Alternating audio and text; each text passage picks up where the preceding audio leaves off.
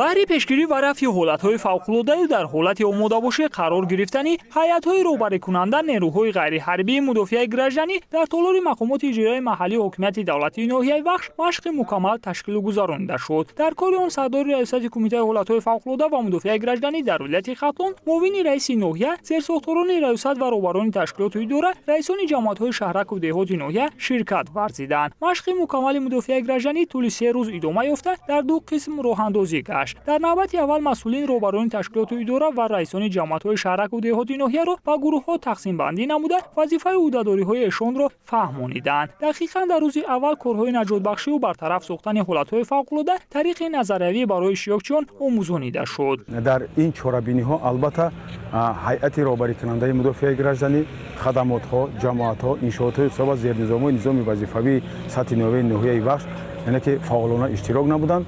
чорабинии мо яъне ки ҳам санҷиши ҳолати омодагии мудофиаи гражданӣ, машқи мукаммали мудофиаи гражданӣ албатта мо дар 3 марҳила ташкил ва гузаронида шуд.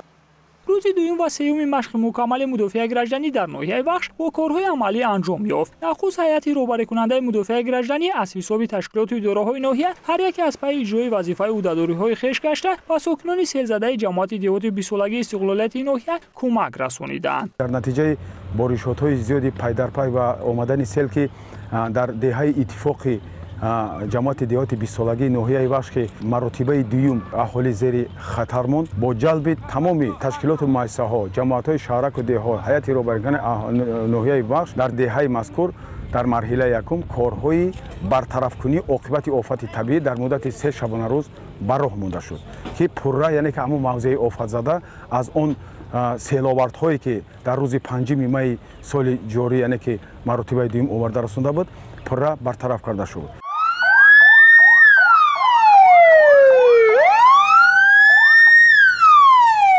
ба хотири санҷиши ҳолати омодагии мудофиаи гражданӣ нерӯҳои ғайрирасмии ноҳия масъулини машқи мукаммал саҳнаи сар задани ҳодисаи нохушеро пешниҳод карданд ки гӯё дар 2 деҳаи ҷамоати шаҳраки Кируфи ноҳияи вахш бо боридани зиёди борон обхезӣ ба амал омада ба ҷони сокинони он хатар таҳдид мекунад. аз ин рӯ гурӯҳҳои роҳбарикунандаи ташкилоту идораҳои ноҳия то ба ҷои ҳодиса расидани кормандони кумитаи ҳолатҳои фавқулодда ва мудофиаи гражданӣ бо кӯмаки якдигар ба ёрдами мардум шитобида сокинонро ба ҷои бехавф кӯчониданд. бо ҷалби анҳамин қувва воситаҳо, хадамотҳо, ҷамоатҳо, иншоотҳои аҳолӣ, нерӯҳои ғайриҳарбии мудофиаи гражданӣ худи ноҳияи вахш мо дар амал нишон додем тарзи аз минтақаи хуб ба минтақаи бехавф. албатта дар ин машқ мо бо чашми сар дидем ки ҳамаи хадамотҳои мудофиаи қувва воситаҳои ноҳияи вахш пурра аз он иҷрои вазифаҳои хизматие ки бар зиммаи онҳо дар самти ҳолатҳои фавқулодда мудофиаи гражданӣ вогузор карда буданд, пурра имрӯз дар марҳилаи яъне ки дар ин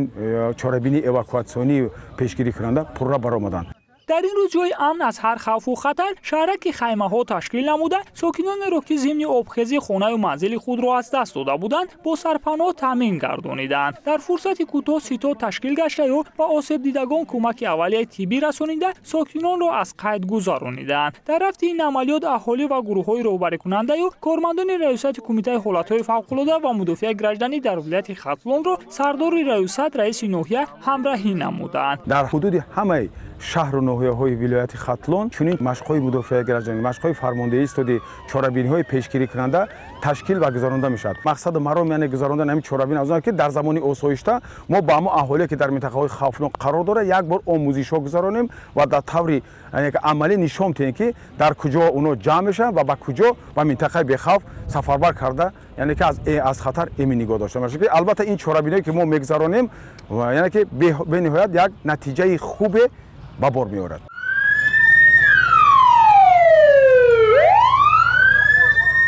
ҳамчунин имрӯз аз тарафи наҷотдиҳандагони дастаи махсуси зудамали наҷотдиҳии раисати кумитаи ҳолатҳои фавқулодда корҳои наҷотбахшӣ амалан нишон дода шуд. кормандони ниҳоди мазкур бо пешниҳоди саҳнаи хатарнок ки гӯё дар ошонаи дуюм сӯхтор ба амал омада чанд наврас ҷароҳати ҷисмонӣ бардошта буданд, тариқи таҷҳизоти наҷотдиҳӣ ва бо истифода аз донишу малакаи баланди касбӣ фавран ба ҷои бехавф кӯчониданд.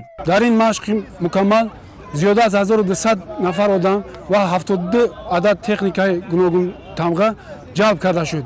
ҳамин тариқ пас аз намоиш ва анҷоми машқи мукаммали мудофиаи гражданӣ сардори раисияти кумитаи ҳолатҳои фавқулода ва мудофиаи гражданӣ дар вилояти хатлон раиси ноҳияи вахш ба сухан баромада аз ҳозирин даъват ба амал оварданд то махсусан дар рӯзҳои боронии фасли баҳор ҳушёр бошанду дар сурати сар задани ҳолати фавқулода бо истифода аз дониши гирифтаи худ ба осебдидагон кӯмак расонанд то бо ин васила хатари ҳолатҳои фавқулода ба аҳолӣ кам карда шавад. дар ҷанбас як қатор ҳайати роҳбарикунандаи ташкилоту идораҳои ноҳия кормандони раисияти кумитаи ҳолатҳои фавқулода ва мудофиаи гражданӣ дар вилоят ки дар машқи мукаммали мудофиаи гражданӣ имрӯза аз худ чусту чолокӣ нишон доданд бо сипосномаи раёсат ва ифтихорномаи мақомоти иҷроияи маҳаллии ҳокимияти давлатии ноҳияи вахш қадрдонӣ гаштанд.